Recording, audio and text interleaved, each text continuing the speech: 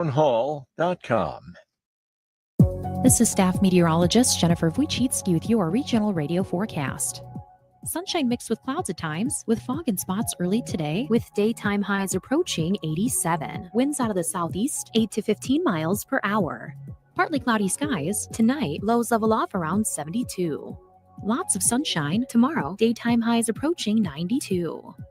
Hear weather twice an hour or online anytime at DeWittDailyNews.com. Right now, 72.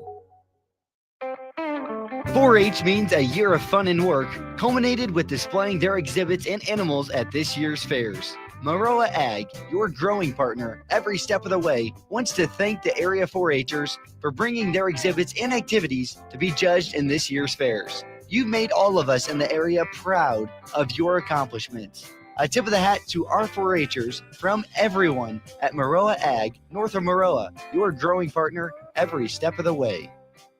Digital marketing has its place, but across rural America, there's still one medium that farmers and ranchers consistently rely on: ag radio. Farm broadcasters reach agricultural producers where cellular service drops and internet connections fail. When farmers are making critical decisions in the field, they're listening to farm broadcasters they've trusted for years. Consider this: the average farmer spends 5 to 6 hours daily in equipment where radio is their primary companion. That's why ag radio offers agricultural advertisers unparalleled access to decision makers exactly when they're thinking about their operations. Farm broadcasters don't just deliver your message, they enhance it with credibility built through years of providing accurate weather forecast, market updates, agricultural news. National Association of Farm Broadcasting Research reveals that messages delivered by trusted farm broadcasters result in 30% higher brand recall and significantly improved conversion rates compared to digital agricultural advertising. Ready to reach farmers where digital can't? Visit IllinoisFarmRadio.com and put the power of ag radio to work for your brand.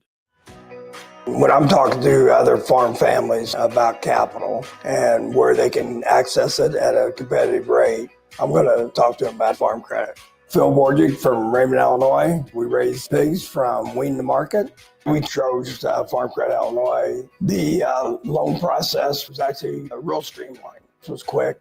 One of the things that Farm Credit has done for our operation is to tailor the loan to what our needs are.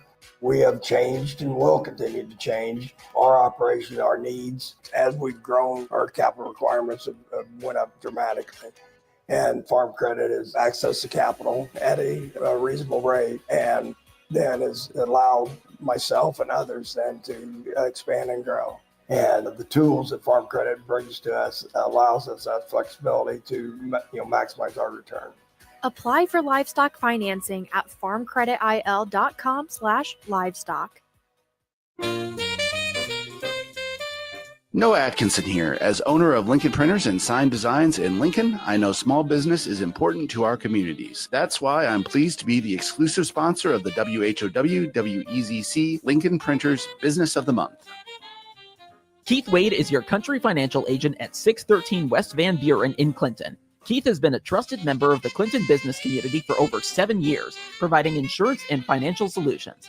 They'll receive a $200 gift certificate good at Lincoln Printers and Sign Designs for being our WHOW WEZC Lincoln Printers Business of the Month. Nominate a business you'd like featured by emailing us at whow@randyradio.com. Congratulations to this local business for all they do for the community. And don't forget, for envelopes, wedding invitations, signs, banner wraps, and more, go to LincolnPrintersInc.com.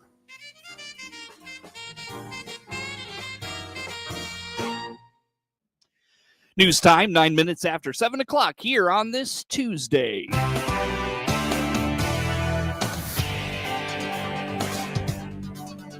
Top of the morning from the newsroom of Regional Radio and DeWittDailyNews.com. I'm Seth Lawrence with this expanded 7 o'clock newscast.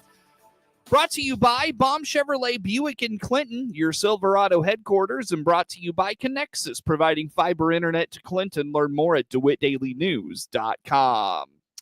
A downtown Retail Merchants Association was once a strong coalition in Clinton, and Clinton Mayor Helen Michelossi would like to see a similar effort started again. The mayor told Regional Radio she and City Administrator Tony Harris are going to begin getting together with downtown business owners about such an effort in Clinton. I refer to it as a Retail Merchants Association. I don't know what the merchants will end up calling it, but we have talked about it at the city level. Tony Harris, city administrator, and I have talked about it extensively.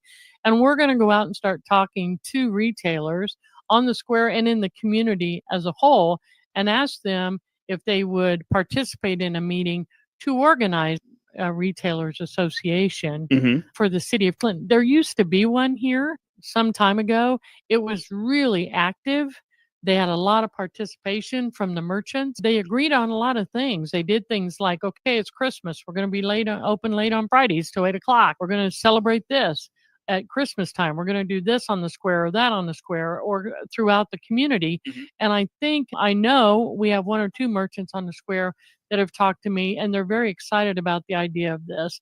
So I think as a member of the city, I would say Tony and I would be happy to sort of get everybody together, put out some cookies and punch and say, okay, come on and let's talk about this. But it's not our thing. It has It's to the be merchants, theirs. Yeah. it's the retailers.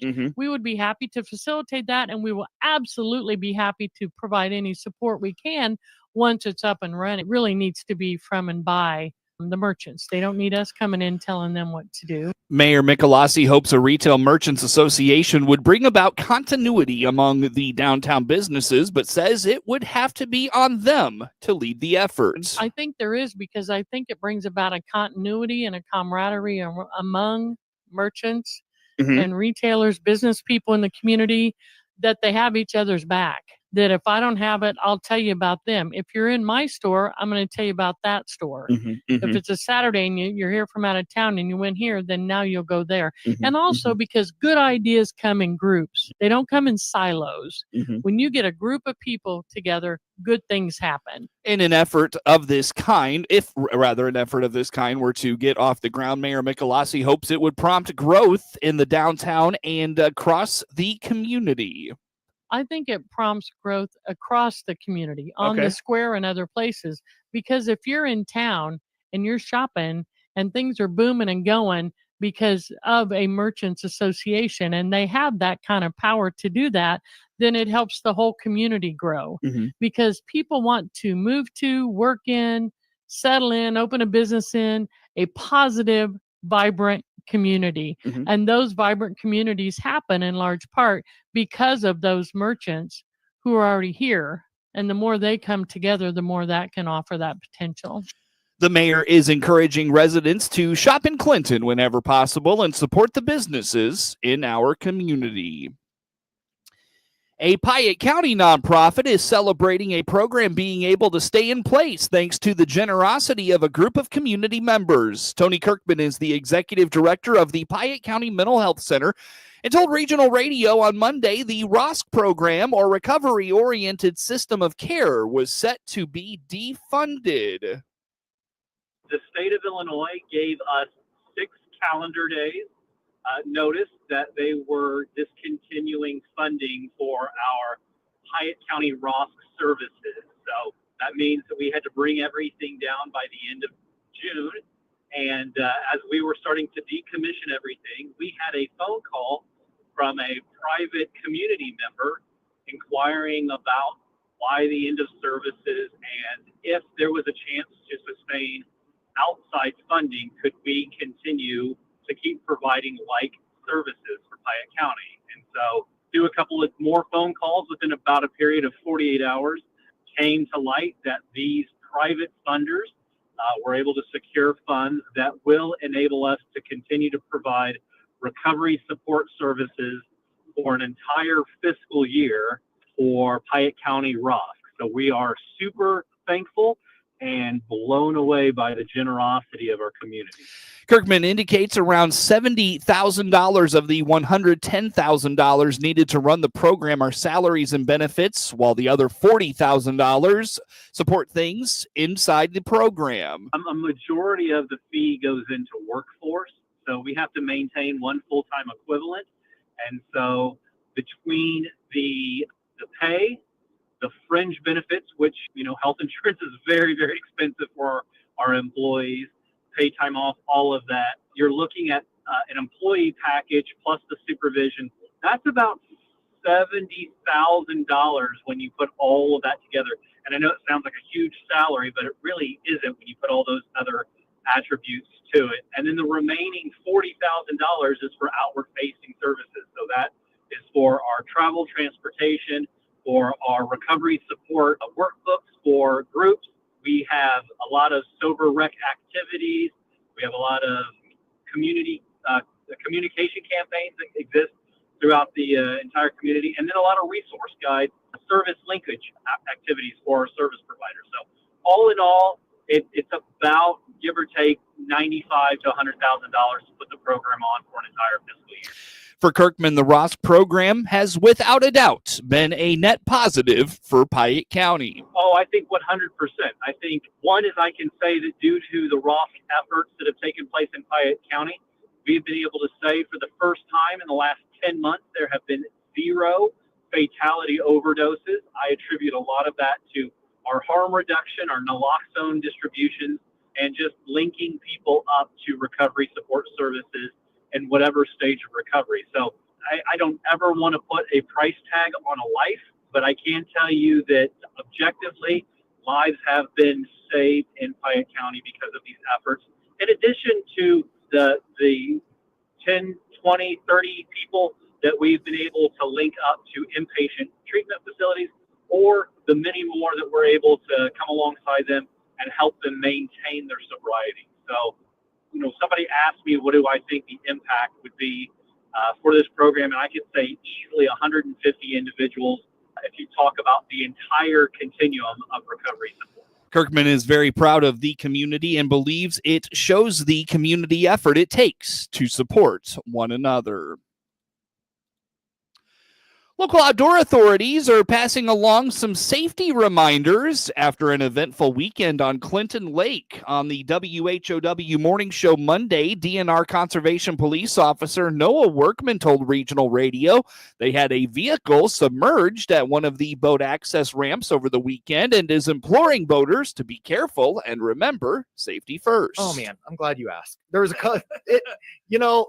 not talking about like any violations or stuff. It was what we've noticed and what we've had, especially this past weekend, has just been an uptick in just people just neglecting safety and not thinking things through. I was going to talk to you, or I was going to talk about something as, a lot of boaters might think it's simple, but there's a little bit of a process. And I think I talked about it Memorial Day as far as loading and unloading your boat off its trailer, at a boat ramp, and things to kind of keep in mind as you're doing that as far as safety. And it's on the Clinton Lake Facebook, but yesterday we had a truck submerge out at Clinton Lake off the Scoot boat ramp. He was loading his boat on, and I think he said his boat was a little bit crooked on his bunk, so he decided to back in a little bit to kind of center it and get it ready to go. And his truck just kept sliding back, and he bailed out of the truck, fortunately in time, and he was unhurt. Mm-hmm. There was no medical emergency, but he was able to get out, and his boat pulled his truck, and it was fully submerged, and they had to call the dive team and the tow companies to come out and pull the submerged truck, trailer, and the boat out of the ramp. A tragedy struck Lake Shelbyville this weekend when a person drowned at the lake. While he did not know the circumstances of that situation, Officer Workman noted Clinton Lake saw a drowning a few years ago and encourages boaters to not chase their boats if they come loose and float out into the water. This past weekend in Lake Shelbyville, they had a drowning, and then the year prior we had a drowning out at Clinton Lake. Both very similar. If your boat happens to get loose from you, whether you didn't tie it off correctly on a dock and it starts to float away, or something's malfunctioning and you've got it off of a boat ramp, if it's not an emergency, don't go swimming after the boat. Flag somebody down to help retrieve your watercraft if it's abandoned, if it's on its own. You're both in this situation of last year with the jet ski. It was in a no wake. It was near the ramp, probably no more than 50 yards off the ramp, and a gentleman went swimming after his watercraft and he drowned. And I don't know the specifics of Shelbyville's, but it kind of sounded like something similar where a boat was tied to a dock, got loose, started going out, and somebody went out swimming for their boat and submerged and never came up. I can speak for the jet ski incident a year or two ago. And I interviewed, because I was there, and I interviewed the victim's wife who witnessed it. And she said her husband was a good swimmer, and she attempted to throw a life preserver to him as he was swimming out towards her, and he just went under and never came back up. And so and from experience, open water swimming is way different than swimming in a swimming pool. Yes. So there's a lot of factors with open water swimming versus swimming in a controlled swimming pool. Just the way the water's moving and temperature, all that. There's a lot of factors that go into it. So yeah, if you have an abandoned watercraft and something happens, either wear a life jacket if you're going to swim, or flag somebody down. Don't panic. The boat is going to float. There's nothing. The boat is not worth your life. Take your time, think it through before you panic and just go swimming after it. Not worth it. Officer Workman reports Clinton Lake has seen very few issues this summer, proactive in enforcement of life jacket safety, particularly among youth. He is encouraged to see good compliance on that front this summer as well. News time is 20 minutes after 7 o'clock here on this Tuesday. We've got plenty more to get to coming up on the WHOW Morning Show. Is the summer heat getting to you? This is Scott Baum from Baum Chevrolet Buick in Clinton and Farmer City, inviting you to cool down in a new Chevy. We have cool new crossovers like the Chevy Equinox, or hot new trucks like the Chevy Silverado 1500, which has up to $7,500 in extra savings over our regular discounts. See all our inventory and prices online. And don't forget, we need and would love to trade yours in. Chevrolet, together let's drive. BaumChevyBuick.com, right from the start. Experience the power of better connection with Connexus Fiber Internet. Connexus delivers ultra-fast, reliable speeds to keep you connected at the speed of life. Whether you're working from home, streaming your favorite shows, or gaming with your friends, Connexus has you covered. Say goodbye to buffering and dropped calls and say hello to fiber fast internet. Ready to upgrade your connection? Sign up today by clicking the Connexus icon at DeWittDailyNews.com. Nothing connects us like Connexus. News time is 21 minutes after 7 o'clock here on this Tuesday. Again, I'm Seth Lawrence with you folks today for this expanded local newscast. The Illinois Department of Natural Resources is confirming a black bear sighting in northwest Illinois. Chris Jaquez is the agency's large carnivore program manager. This is kind of an annual event now, or an annual expectation anymore, that the summer months for Illinois' purposes is, bear season. And we expect that we're going to have some sightings across the state, and those sightings have only increased in recent years as well. So we just try to get out in front of it each spring to let the people of Illinois know that they may expect to see a bear or two running around the state, particularly during the summer months, May and into June and July, when bears are out there doing what they do. They come out of hibernation in early spring, and they just kind of move about the landscape in May and June and into July, which is the breeding season for bear. Across most of their range, and you would expect that they're on the move, either looking for food, looking for mates, or in the case of sows, they're just kind of taking their cubs throughout their home ranges, acquainting them with where they live, and trying to get those cubs to familiarize themselves and with where it is that they live. The sightings have been in Carroll and Joe Davies counties. Local county farm bureaus continue to promote member engagement opportunities. An example occurred late last week in Champaign County. Their event, they call it a tool shed, and Farm Bureau tool shed. So went down there, and 50, 60 Farm Bureau members from Champaign County there, and had the opportunity to give them kind of an update on what we've been doing for them and on their behalf, and then gave them a little bit of update of what we're talking about with the tax, with the the one big beautiful bill, or the budget bill, and the taxes and the ag provisions, and the an update on some of the trade stuff, and other credits, and so it's a good opportunity to like you said, I'm in DC. We've been in DC a lot lately. It's kind of nice to be back in the heartland with our members and getting to talk to them and actually hear what their real issues are and be able to deliver those messages back to Washington for them. So good day. What are the primary areas that members are asking about? Today was the first one, and so we'll do a lot more during August, and we have a lot of congressional visits set up coming up with some of our delegation, and so we'll get more of a theme. But as today, they were asking about, some of the trade stuff, the renewable fuels and the biofuels, what those markets possibly, what's the potential there, and then wanted to get a little bit of an update on what's in the, the budget bill that was passed here before July 4th, and so. I would say the two big issues that were asked today were really kind of trade and the renewable fuels and the biofuels arena. Ryan Whitehouse is the Director of National Legislation at the Illinois Farm Bureau. The Christian County Sheriff's Office is looking to bring on new faces for their staff while beginning plans for a major crimes investigative unit by bringing adjacent counties on board to lend resources when needed. Currently, the Sheriff's Office has a deputy in training, but have open positions that are still needing filled. A number of crimes committed in the area stayed the same or actually dropped slightly in June, even with all the events happening. Jim Baker is Chief Deputy of the Christian County Sheriff's Office and provides the first numbers from the last month of activity.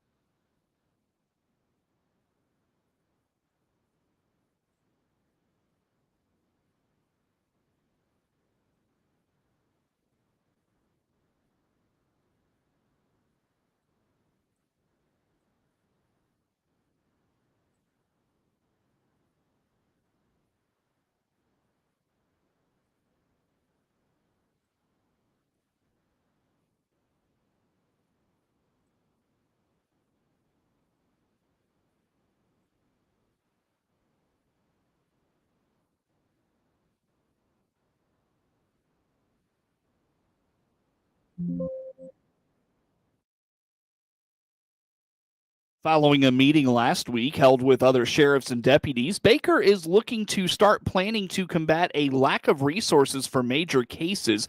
He says a similar type unit is already deployed in some southern Illinois counties and the St. Louis area.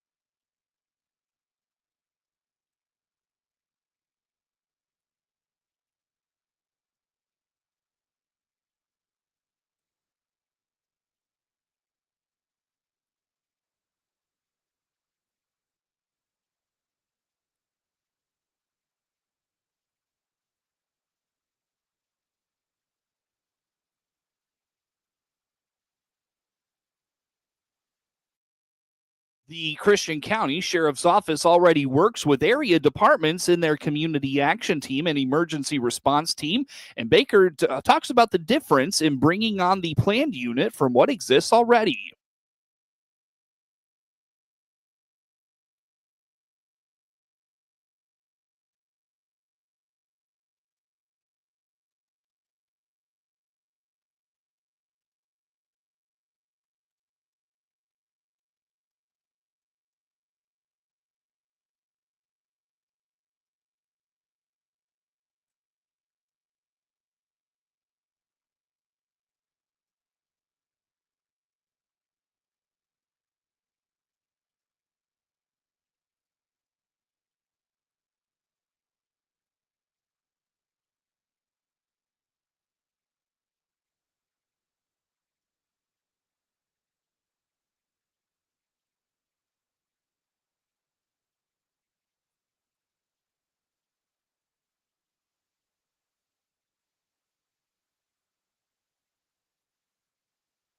Although multiple positions with the operation are actively being filled, the Christian County Sheriff's Office is still hiring. Learn more at christiancountyil.gov.